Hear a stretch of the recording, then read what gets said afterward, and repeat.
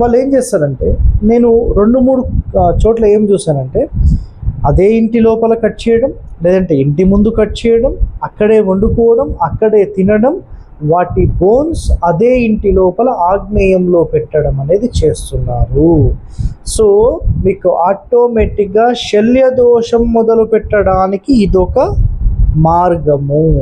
So దయచేసి ఎవరైతే ఈ విధంగా చేస్తున్నారో వాళ్ళని గమనించి మీరు దోషరహితమైన ఇల్లు, ఒక మంచి వాస్తుపరమైన ఇల్లు మీరు కట్టుకున్న తర్వాత ఇవి కూడా మీకు డ్యామేజ్ చేస్తాయి. అర్థమైందా?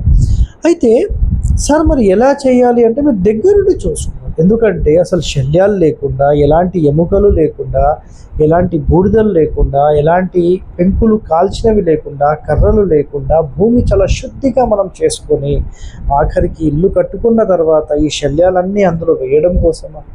మీరు కూడా ఆలోచన చేయాలి.